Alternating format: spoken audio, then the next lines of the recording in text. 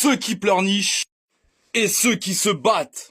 Autrement dit, dans la vie, il y a ceux qui se plaignent et ceux qui agissent. Et oui, les erreurs d'arbitrage sont toujours en faveur du Paris Saint-Germain, mais jamais en faveur de l'Olympique de Marseille.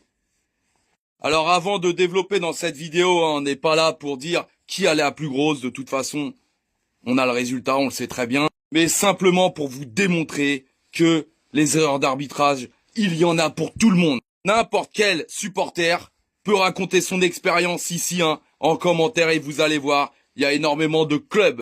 Donc, pas carton rouge, on attend toujours face à Monaco. Dites-moi juste le résultat.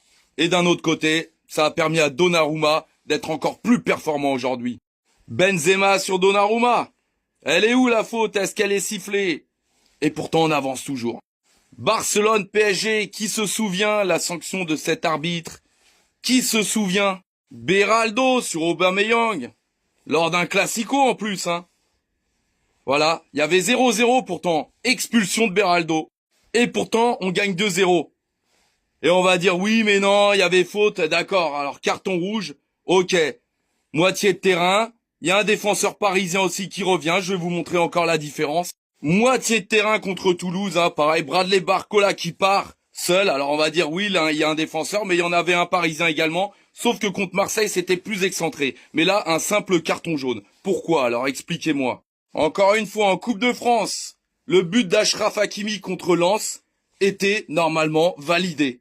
Et on le voit bien, le défenseur couvre bien la ligne, regardez, Regardez la couleur, voilà, tout simplement. Mais on gagne toujours, même difficilement au tir au but, mais on gagne. Est-ce qu'on parle?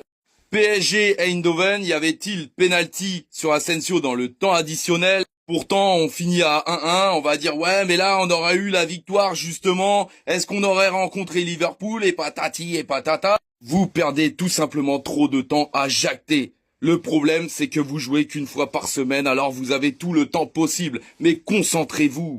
On peut partir également au niveau des supporters. Chants homophobes au Parc des Princes, la tribune Auteuil partiellement fermée. Pourtant, hier, on entend les Lyonnais dire Paris, Paris.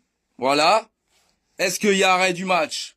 On continue? Et frérot, prenez tout simplement exemple sur tonton Mike. Lui, il le disait clairement. Il évoquait tout simplement l'importance de gagner ses combats par KO, plutôt que laisser la décision aux arbitres, et il a totalement raison.